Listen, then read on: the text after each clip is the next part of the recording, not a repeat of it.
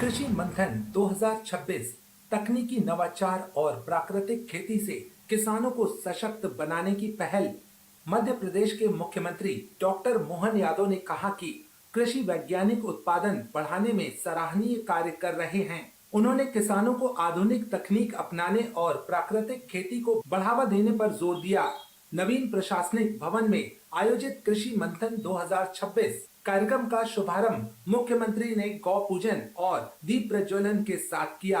यह कार्यक्रम किसान कल्याण एवं कृषि विकास विभाग मध्य प्रदेश तथा जवाहरलाल नेहरू कृषि विश्वविद्यालय के संयुक्त तत्वावधान में आयोजित हुआ। मुख्यमंत्री ने कहा कि भारत एक कृषि प्रधान देश है, जहां खेती केवल आजीविका नहीं बल्कि संस्कृति का हिस्सा है। उन्होंने डिजिटल कृषि, ड्रोन तकनीक, स्मार्ट फार्मिंग और वैल्यू एडिशन को अपनाने की आवश्यकता बताई, जिससे किसानों की आय बढ़ाई जा सके। कार्यक्रम में जैविक खेती, जीवामृत और प्राकृतिक कृषि पद्धतियों की उपयोगिता पर भी प्रकाश डाला गया। विशेषज्ञों ने बताया कि इन तकनीकों से उत्पादन लागत घटती है और फसलों की गुणवत्ता व पोषण मूल्य बढ़ता है। इस अवसर पर राज्य स्तरीय कार्यशाला आयोजित कर किसानों को उन्नत बीज, जल प्रबंधन, फसल प्रबंधन और बाजार आधारित खेती की जानकारी दी गई। साथ ही 1000 से अधिक किसानों के प्रशिक्षण कार्यक्रम का शुभारंभ किया गया। कार्यक्रम में मंत्री, जनप्रतिनिधि, कृषि वैज्ञानिक और बड़ी संख्या में किसान उपस्थित रहे। विभिन्न प्रदर्शनों के माध्यम से आधुनिक कृषि तकनीकों का लाइव डेमो भी दिया गया। आज रानी दुर्गावती की कर्मस्थली पर कृषि मंथन 2026 का जो आयोजन हो रहा है वाकई अद्भुत है। और इसी के साथ जबलपुर कृषि विश्वविद्यालय के भवनों का, प्रशासनिक भवन का लोकार्पण हुआ। हमारे पास प्राकृतिक खेती को बढ़ावा देने के लिए 1000 कृषि सखियों के प्रशिक्षण का सौभाग्य मिला है। 10 स्टार्टअप को 1 करोड़ 8 लाख की रुपयों के आदेश पत्रों का वितरण हुआ है। मुझे इस बात की भी प्रसन्नता है, जब मैं आपसे बात कर रहा हूँ, ऐसे में हमारे नरसिंहपुर में गन्ना का एक नया यूनिट का भी शुभारंभ हुआ। जोरदार अभिनंदन करें सभी प्रकार से। आकाशवाणी के पंचरंगी प्रोग्राम की तरह सबको जोड़ करके सब रंग का आनंद यहाँ मिल रहा है। एक साथ आपसे जब बात कर रहे हैं, ऐसे में कृषि कल्याण के आधार पर, खासकर नवीन पद्धतियों के बलबूते पर, फसल के विविधीकरण के आधार पर हमारे अपने वैज्ञानिक इसमें काम कर रहे हैं, हमारे युवा भी काम कर रहे हैं, स्टार्टअप भी काम कर रहे हैं। अब कितना अच्छा लगता है। अभी हमने बेर का जूस पिया, पास में महुए का भी रखा था, महुए को तो हाथ नहीं लगाया, लेकिन बेर का आनंद आया। हमने कहा भैया ये किसी और को पिला देना, हम तो बेर वाले ही चलेगा। अपने बीच में काला आलू, पीला आलू, सफेद टमाटर, कौन कौन से क्या क्या बनाया, सबके लिए जोरदार ताली बजाओ। अलग अलग प्रकार तरबूज, पीला तरबूज, उन्होंने कहा खा के देखो। मैं खा के देखूंगा, पर तरबूज पता नहीं जन्म के समय से लाल ही देखता है, पीला भी अच्छा होगा। बहुत अच्छी बात है, बधाई आपको भी। ये भी आनंद अपना है, कैसे समय बदल रहा है। अब मर्जी आज जो कलर का आप टमाटर कर लो, कोई लाल टमाटर, पीला टमाटर, हरा टमाटर। हरा तो देखा अपन ने, लेकिन ये जो दुनियादारी बदली है, ऐसे समय में हमारे वैज्ञानिकों ने वाकई कमाल किया। और आज उत्पादन बढ़ावा देने के साथ साथ पोषकता को भी जो बढ़ावा दे रहे हैं, हमारी सरकार भी पीछे नहीं है। इसलिए किसान कल्याण के लिए अभी हमारा गेहूं का उत्पादन भी गजब का हुआ है। पूरे देश में सबसे ज्यादा गेहूं उत्पादन हो रहा है, तो उसमें से मध्य प्रदेश भी एक है। जोरदार अभिनंदन करें हमारे अपने राज्य के किसानों के लिए। इसलिए किसानों के लिए भी हमारी सरकार ने कल से उपार्जन प्रारंभ किया है। 2625 का भाव दे करके हमने 2700 तक पहुंचाने का संकल्प लिया है। लगातार हर तरह की फसल को प्रोत्साहन देने के लिए नई नई नीतियों के बलबूते पर अब भावांतर योजना लगाकर भी हमारे किसानों के साथ मंडी को भी जिंदा रखने का प्रयास कर रहे हैं। प्राकृतिक कृषि मॉडल काउंटर पर मौजूद वरिष्ठ वैज्ञानिक व कृषि विज्ञान केंद्र की प्रमुख डॉक्टर रश्मि शुक्ला ने मुख्यमंत्री को विस्तार से बताया कि जैविक एवं प्राकृतिक खेती में गोबर, गौमूत्र, जीवामृत और घन जीवामृत जैसे संसाधनों का उपयोग किया जाता है। उन्होंने बताया कि यह तकनीक मिट्टी की संरचना को सुधारती है, सूक्ष्म जीवों की सक्रियता बढ़ाती है और रासायनिक उर्वरकों पर निर्भरता कम करती है। इसके परिणाम स्वरूप उत्पादन लागत में कमी आती है और फसलों की गुणवत्ता तथा पोषण मूल्य में वृद्धि होती है, जो बाजार में बेहतर कीमत दिलाने में सहायक होता है।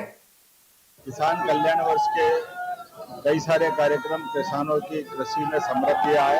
हमारी सरकार द्वारा पूरा वर्ष किसान कल्याण वर्ष मना रहे। ऐसे में समृद्ध किसान सशक्त प्रदेश के नवाचार पर आधारित ये कृषि मंथन जवाहरलाल नेहरू कृषि विश्वविद्यालय जबलपुर में आयोजित किया गया, जहां विविध प्रकार के अलग अलग किसानों के हित के संबंध में बहुत सारे यंत्रों की, विभिन्न प्रकार के स्टार्टअप की, कृषि की, जिन्स के उपज के बीजों की, बहुत सारे अलग अलग इनके स्टॉल पर प्रदर्शनी लगाई गई थी। मेरी अपनी ओर से बधाई और उम्मीद करेंगे कि हमारे इस कार्यक्रम के साथ कई प्रकार के लोकार्पण भूमि पूजन भी किए गए, जो स्वर्गीय भारत रत्न अटल बिहारी वाजपेयी का लगभग 17 करोड़ की लागत से एक नए भवन का लोकार्पण भी किया गया।